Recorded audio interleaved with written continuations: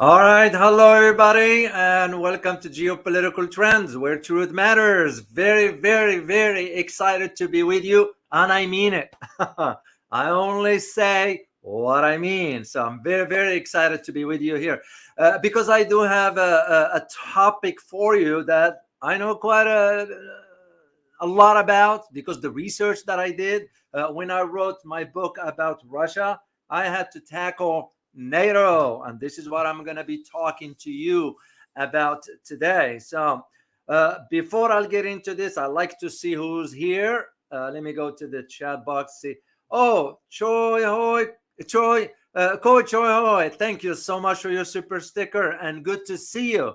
I haven't seen you for a while. I was wondering everything. There are some of you guys I know now the screen names, and if I don't see you, I was just wondering. I hope everything is okay. So good to see you, Coach Oho, and thank you very much for your super sticker. Truly appreciate it.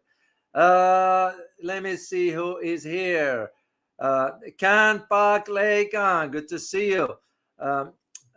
Winneth Doob, the coach, good to see you here. Full Tail Boogie, good to see you. And I think you put a question on the community. I will take a look at it. But I saw the question here. I can't answer that here. I will answer it on a Rumble later on. So Willie Holman from Arkansas, West Memphis, that is.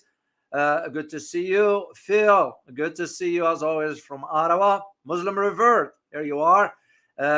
Messian Durossier, good to see you from Chicago. Good to see you. Francis Tango, hi to you as well.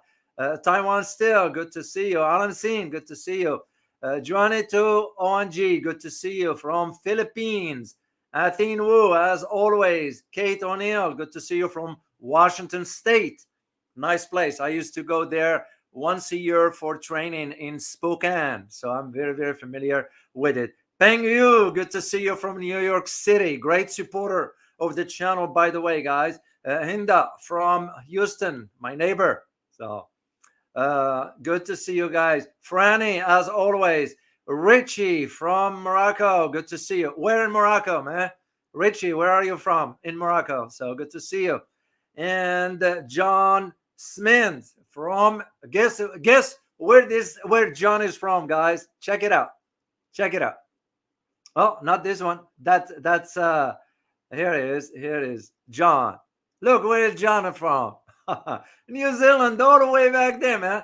I might be visiting that part of the world later on. For now, my focus is on Asia, by the way. So that's when I'm going. So Amanda Jane from BC, British Columbia in Canada. Wonderful place. I remember it on my way to Whistler.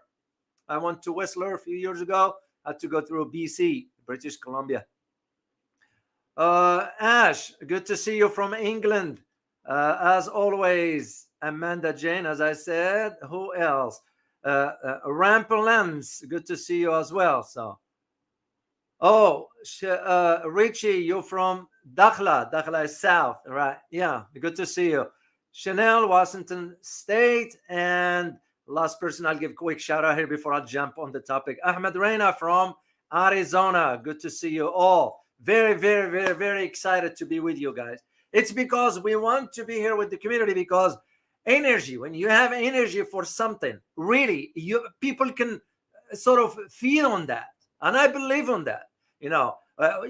Haven't happened to you sometimes? You run to some people and you don't want to deal with it because you feel this negative energy. You kind of like, stay where you are, stay where. On the other hand, if you meet some people with positive energy, you want to engage them and talk with them. And that's how I feel about our community. And I mean it. And I mean it, guys. So here's the topics today. NATO's biggest military exercises since the Cold War. Now, is this relevant? Because that's the next question we're going to ask. And here are the questions. I'm going to share them with you because I already prepared this. And by the way, that's what I spent yesterday afternoon, entire afternoon, dealing with this. Just to let you guys know, I don't talk about this on the top of my head. Yes, I know the information, but no, it has to be organized cohesively, sort of, organized and planned on. And it takes me time to do the research to update the information and so forth. So This is the quality of information you are getting in this channel here. Unfortunately, they're trying to suppress it. You all know the deal with that. But anyway, we'll keep it positive. That's what matters. So here are the questions, guys. How relevant NATO is in today's multipolar world? Because we can't be saying it's unipolar. That era is gone. I know for a fact in Washington, there are those who are still thinking, oh, we're still the main superpower of the world. No. That era is gone. So this begs the question, how relevant is NATO in this new global order? Second thing, is NATO a relic of the past? Many analysts, I'm included, say yes. Simple as that. And the last question is, do we need NATO today? All those questions can fall in one, but I wanted to divide them into these three categories just to how to present it to you. So this is what you need to keep in mind, as I am going to be providing you my own analysis from my research that I did in my Russia books called The Dynamics of Russia Geopolitics, Remaking of the Global Order. And I detailed about the NATO's role into this. And I'm going to provide some examples not in detail here, just in general term. Then we're going to go to the other location right here. And I'm going to put this in a link for, actually, I already put it in the description. This is where I'm going to also be detailing a few other things over there. So this is how I'm going to be doing it moving forward. I'll do 20-25 minutes here. Then we'll go over to the other location and explain all the details. All right. Before I move forward, let's do some headlines around the world. Let's do our tour around the world. Just a few topics that I wanted to bring to your attention. So let me share some pictures with you. Then I'll provide insights. Then we'll go into talking about NATO. So here is one of the key topics that came up within the Western media, including Reuters, including CNN, they're talking about, oh, Russian economy is going to decline in 2024. Haven't we heard that before? So, which is pathetic because the West realized that the Russian economy didn't suffer from the sanctions. So as a matter of fact, here is the thing. The growth rate of the industrial production in April and May of last year, for example, in Russia, sort of went up by about exceeded 3.5%.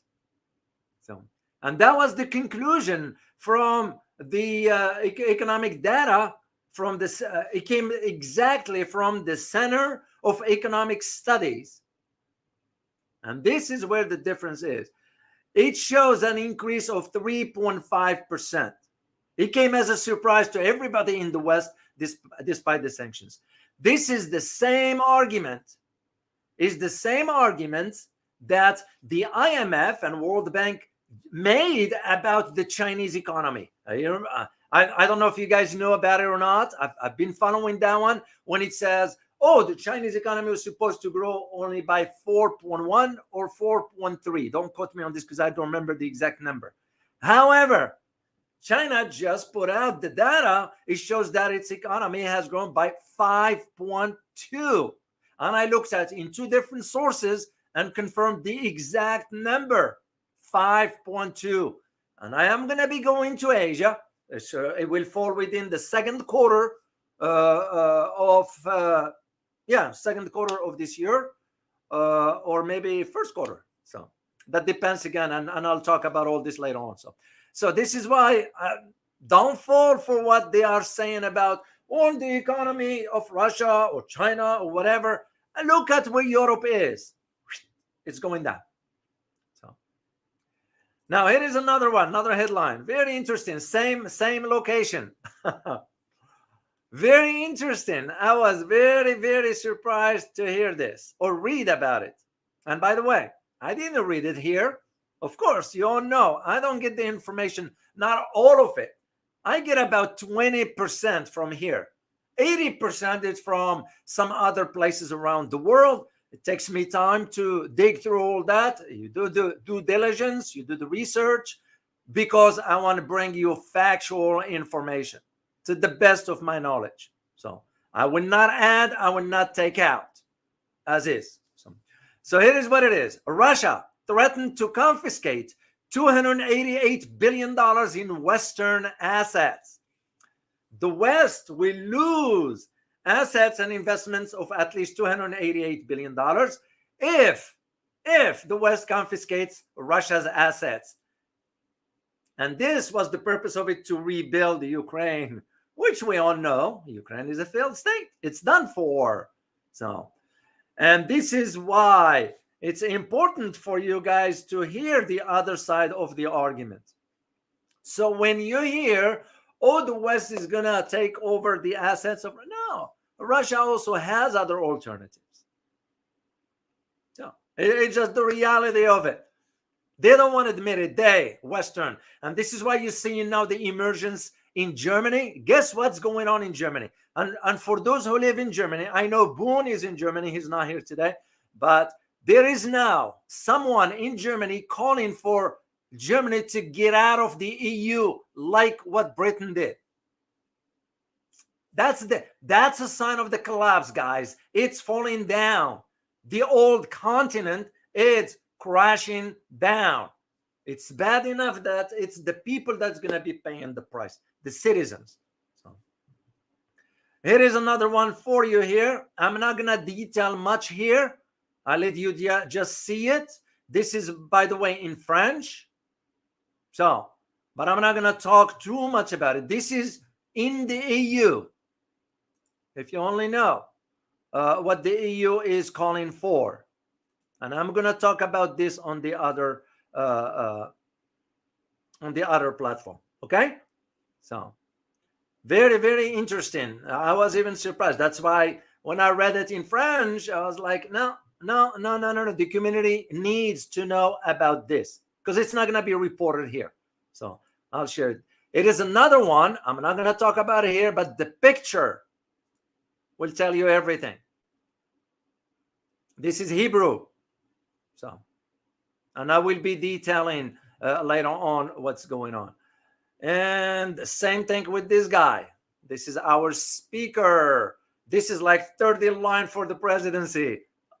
Oh my gosh, if somebody like that become a president here, we already have incompetent one. Now adding more idiocy to the presidency as an institution.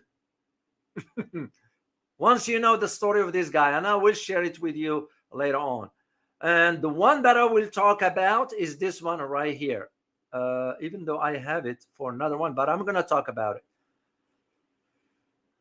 Because you need to know this guy here. This one was a high-ranking official at the State Department. You know who this guy is, guys?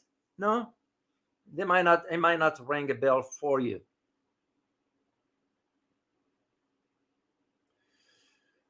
This one has been sort of the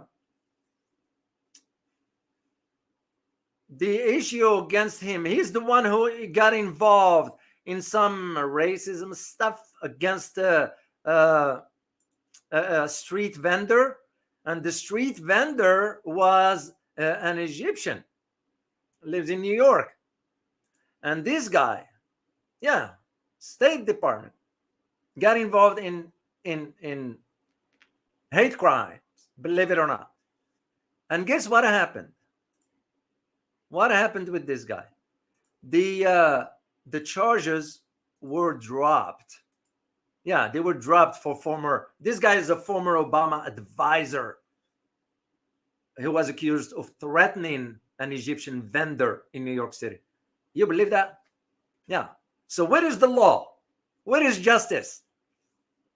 You have one set of law for one category of people in society and another one for the rest. That doesn't bode well for society's well-being when it comes down to justice. So, and I'm going to talk a little bit more about this when we get onto the other platform. So all right, let's move on with our topic here. So here is what happened, and let me share a picture. This is, of course, the the irrelevant entity now that is now involved in more than it was what was created for. And it makes you wonder, how relevant is this? So what are you looking at? That's the flag, of course, of NATO. So here is the story, the background for those who might not know. NATO recently announced that next week it's going to be conducting one of its largest military exercises since the Cold War. They're going to have about 90,000 people or military personnel will participate. And all this within the context of the failing state of Ukraine. So the U.S. top commander of NATO, General Cavoli, which, by the way, just FYI, guys, you always remember this.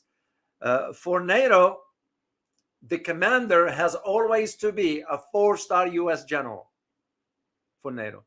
The Secretary General of NATO is always a European. That's just how it was the norm. The same thing for World Bank and the IMF. The World Bank has always to be an American, I believe, and the IMF has to be European. So it's all by design. There's nothing surprise there. So this is now where NATO is saying, this is what the top commander is saying, that, well, we're going to have exercises that we're going to call it, and I put this in quote, the steadfast defender exercise. By now, guys, you are smart enough to really filter out the wording. When you hear terminology like steadfast defender exercises, which will run, by the way, till the end of May, and that will include all 31 member states as well as candidate states like Sweden. They're all going to be involved. So it's all about the wording. This is why it's all about, which is nothing but a manipulation of sort.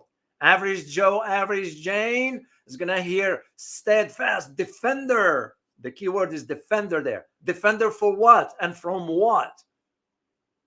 And this is where, because now what they're saying is that, Russia is going to invade Europe or take over Europe, and is going to attack, Poland, and is going to attack Europe, which you and I know it's nothing but hypes. It just hypes, no more, no less. So this is what this is all about, guys. And because they want to do those exercises to do a simulation, that is a drill of sort, for a war against Russia. Well, you and I know that NATO would not be able to defeat Russia anyway. That's just common sense.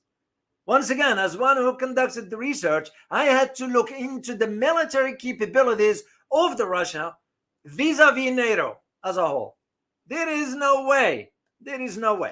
So, and this is, of course, Cavoli was talking about all this without naming the country, which means Russia. I mean, you think about it. NATO went as far as considering now China as a threat. Where is China? All the way out there. Where is NATO? North Atlantic Treaty Organization. How is that a threat? So this is what I found fascinating in breaking down for you. As an analyst, I have to put it in a simple terminology that we all can understand the basics of it. And this is why when you read this kind of terminology, steadfast, defender, and all, it's nothing but hypes. No more, no less. So don't get surprised, guys. Don't get sort of misled by this kind of, no. So, of course, you have to think about like I always say, in the international relations, context matters. Why they are announcing this now? Because they're going to start soon, which till May, but it's going to coincide with what? Can anybody tell me? Those exercises are going to coincide with a second anniversary of what? Let me see if you guys, can anybody type in? A second anniversary of what? What we're going to be seeing second anniversary of?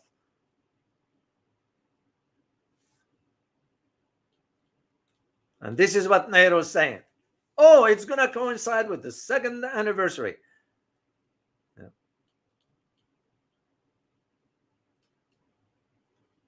No, Phil. No, you went too far. We're just talking about recently, about. Yes, you got it, Muslim revert. It's just I won't use that term, the first one, because it's not. It's defending. Russia did that in Ukraine because it defends itself. It is the second anniversary of Russia's military operations in Ukraine. That's what it is, Franny. It's the second anniversary. So the idea of to coincide with this, why? Because context. That's why I always say, always look at geopolitical issues, topics, whatever issue might be, within its context, because context matters. So the fact that NATO wants to exercise during the anniversary of this wanted to highlight something different. When you and I know NATO is useless, it is useless completely. Really useless. That's how I see it. So let's talk about geography of NATO, because I found it very fascinating. And like I said to you today, guys, yesterday I spent the whole afternoon doing research and all that stuff, because you need to know certain things. So I'm going to share the screen with you. Of course, just a map for now, but it will make more sense to you. Where is Franny? There we go. I got to remove this one here and share the screen. Once I get this one here, let me get the right screen first.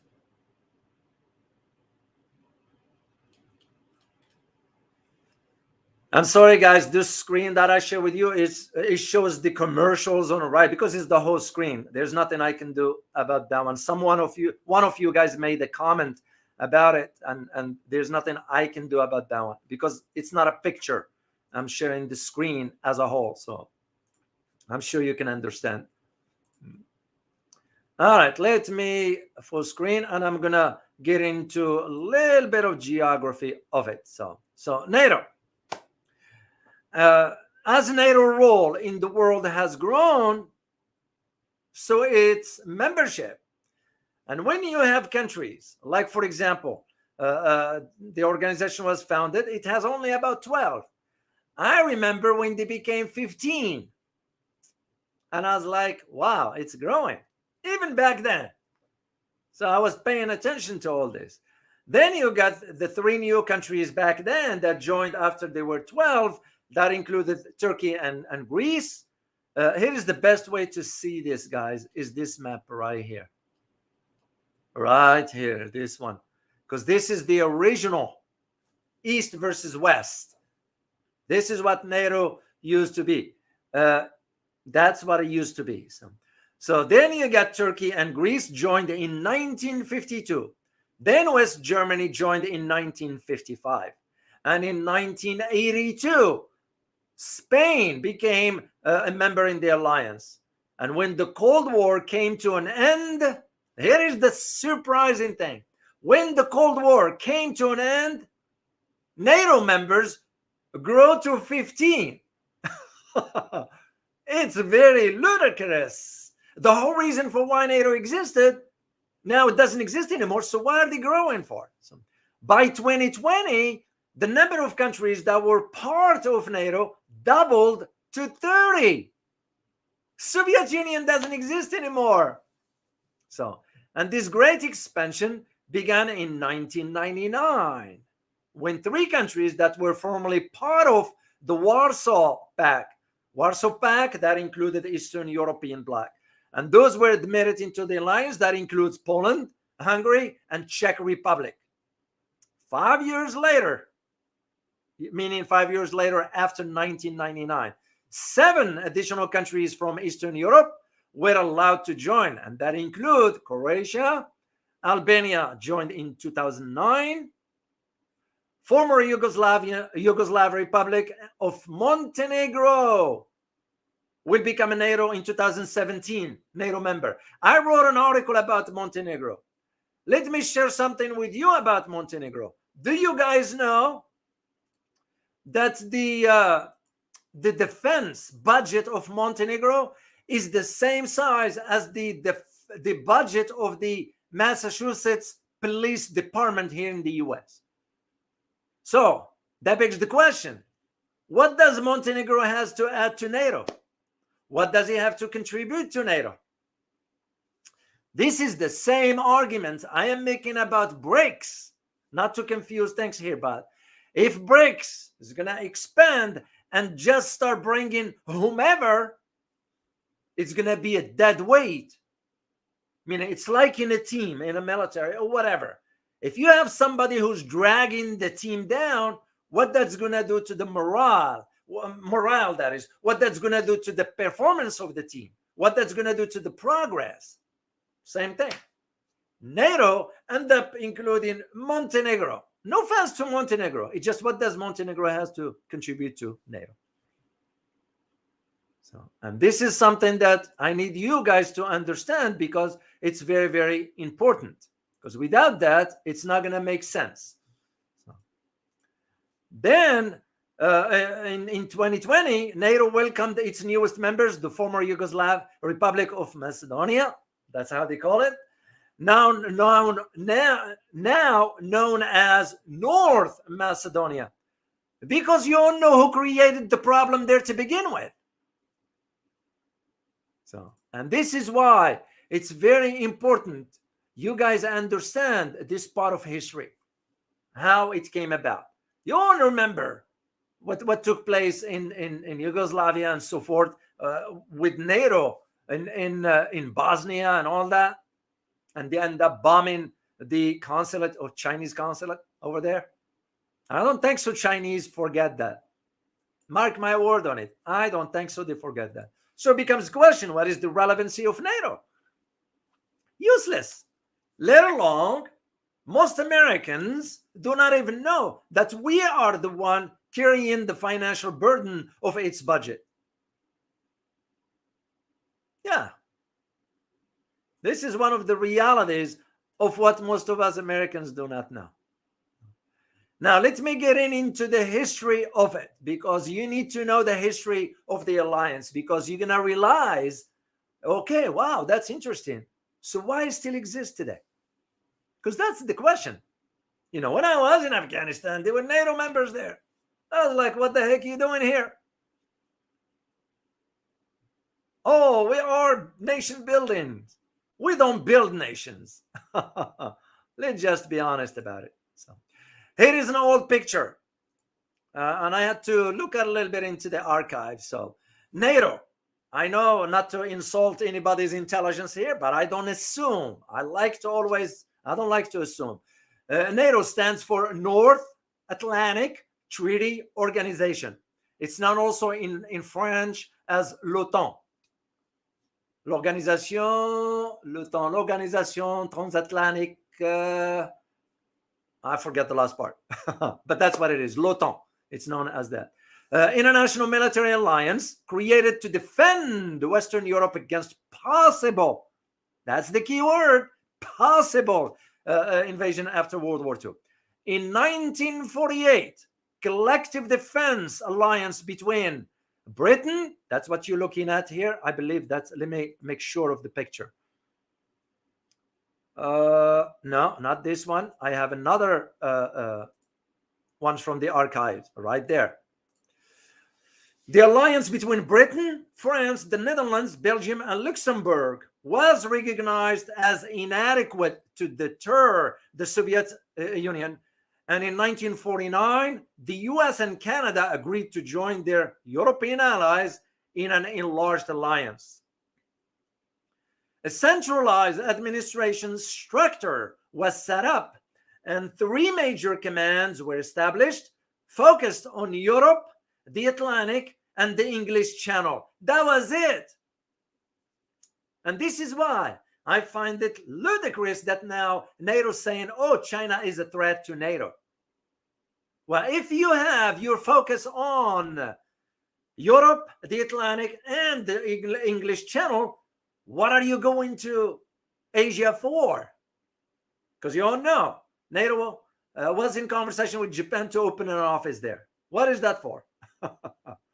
So the admission of West Germany to NATO in 1955 led to the Soviet Union creation of the opposite Warsaw Treaty organization known as Warsaw Pact. Warsaw is the capital of Poland. It's known in Polish language as Wrocław. That's how it is pronounced for those who know a little bit of Polish. And I do have picture, by the way. I'm going to dig for those pictures for you guys when I was in Poland. I'll share them with you at some point. So because NATO's ground forces were smaller than those of Warsaw Pact, the balance of power was maintained by superior weaponry, including intermediate range nuclear weapons. And after the Warsaw Pact dissolution at the end of the Cold War, 1991, NATO withdrew its nuclear weapons in an attempt to transform its mission. Well, wait a minute. If you are established because of the Soviet Union, and now the Soviet Union ceased to exist, so why are you still in business for? And this is what NATO got involved in the Balkans conflicts in the 1990s. You all know what happened. The Balkans conflict. Here's a question for you. Who created the Balkans conflict? Let me see your answer for this, guys. Who created the Balkans and why? So for those who might be a little bit familiar with that one, why the Balkans conflict was created and by whom? So by the British? No, it's simple. It was by NATO. Well, why the U.S., Franny? You're right. When we say NATO, we mean U.S. I mean, what does any other member of NATO can do without the U.S. approval? Look what happened in Europe and Ukraine. And thank you, MA.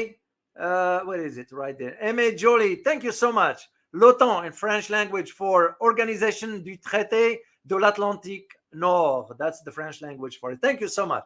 I kind of draw a blank on the last word. So thank you for that.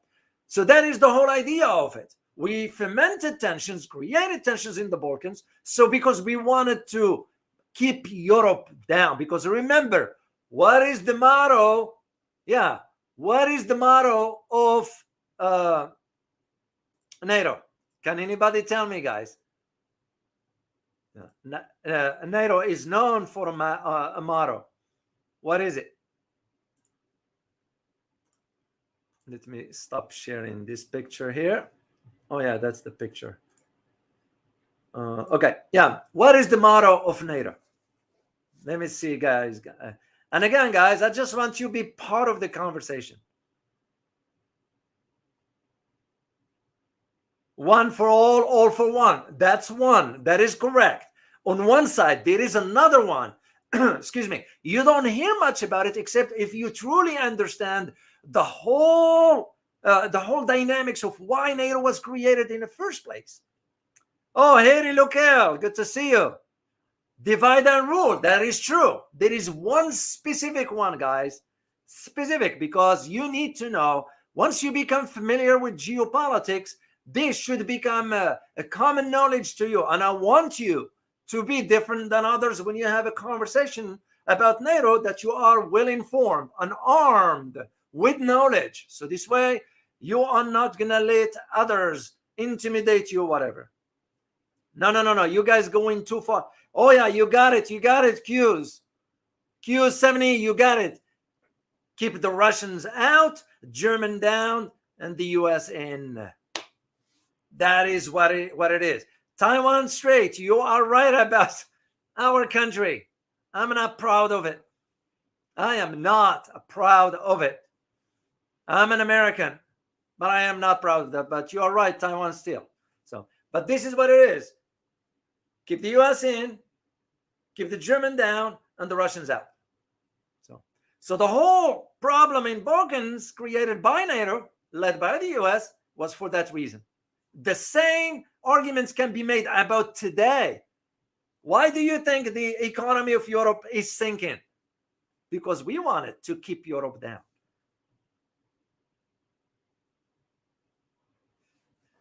Yeah, that's just how it is. So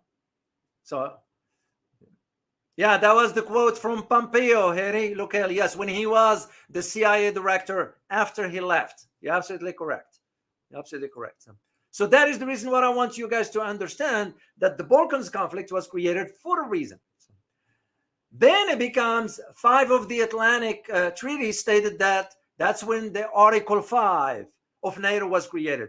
What is Article 5, guys? Can anybody tell me? In brief wording. I don't expect you to know the whole detail of it. It's just in brief wording. What is at the essence of Article 5 of NATO? Yeah, and once again, it's just for us to have a conversation, because to me, that's what this community is all about. We wanted to sort of, raise our intellectual level, so when we have a conversation with others, we don't get intimidated just because they mentioned this or mentioned that. I ain't gonna allow yourself to be intimidated by that stuff. Majority of Europeans are still supporting NATO. Is that you got it, Franny? Franny, you got it right. Oh, not this one. What is Franny? Right here. You got it, Franny. An attack on one member is considered an attack on all. And that, it became the issue. You all know what happened in 2001, September 11, 2001. And NATO went ahead and declared a support for the US. So that's when, back then, during that time, that Article 5 was sort of became the hallmark of what NATO is all about. And that's what it was the first time invoked in 2001, not 2011, 2001, September 11, 2001. So, and then you have right there other countries joining later on. So here is my analysis for you, brief one, because I need to sign off here and go to the other location. And again, I am deriving the analysis here from my own research, because that's when I conducted all this. So let me share a picture quickly here with you. This is an old picture of, you guys know who that guy is on the left? Can anybody tell me? Or those two? The guy behind them is the translator. Let me just see for those whom I know. And, oh, you got it right. Muslim revert is Leonid Brezhnev. I remember him. I was a kid at that time, and I remember watching. It was very, very interesting. The conversation. Same thing Ronald Reagan did with Mikhail Gorbachev, which, by the way, Gorbachev is not well liked. I know he passed away, but still, he was not. They didn't look at him in a good way inside Russia, because he took the country in a different direction. So yes, that's Leonid Brezhnev at that time with Nixon. So, all right, what's other picture I need to show? Yeah, is this old one here, or even this old one that we had back then? So here's the thing: to justify its own existence and seek relevancy in today's changing world order. This is why NATO is now it's on a mission to provoke Russia and create fear within Europe. And that fear stems from, oh my gosh, Moscow is gonna invade you. Moscow is gonna invade Poland and attack Europe and all that stuff. We have to conduct exercises and all that, which is absurd of a claim that is coming out of NATO's headquarters in Brussels. So NATO went even further and state that it's considered China as a threat, as I mentioned earlier. This explains now why NATO is opening an office in Tokyo, Japan. So the idea of an office in Japan was first discussed after NATO Secretary General Jens Stoltenberg visited Japan. Remember last year? He went in earlier, and is reportedly involved opening a civilian office in Tokyo in 2024. And here is what NATO says. NATO is saying the justification for it is to facilitate, listen carefully, guys, facilitating NATO's dialogue in the Asia Pacific. So it was expected progress will be made at NATO summit thanks to the attendance of the Prime Minister of Japan, Fumio Kishida, who attended in 2 years in a row. He attended the summit meeting. So what the heck is Japanese Prime Minister doing in a North Atlantic Treaty? We don't know. I'm going to have to stop right here, guys, and I will see you on the other location. Let me put a link for you because there are a few things. Again, I like to have my liberty to talk openly, so I'd rather wait till I go over there, and I'm going to do it. Don't sign off yet. Don't sign off yet because I need to put the link for you guys here. So in the chat box so you can see it. Right there. This is where I'm going to be. And by the way, guys, FYI, I set up the platform for the donations for the Asia trip. It's already receiving money. I'm going to share the screen over in the other on the other platform and explain a few things, you know, just to show you guys, just to tell you, and I'm going to share it with you.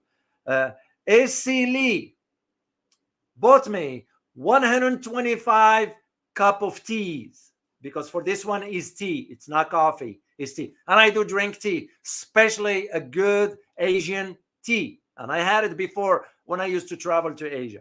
So I'm going to share details with you as we move forward. For now, I'm going to sign off and I will see you on the other one, on the other platform. As always, remember your question, guys. Right question, because I know a great deal about this topic here, and I'll be happy to answer your questions. See you over there, guys. As always, remember, geopolitics impact your daily life.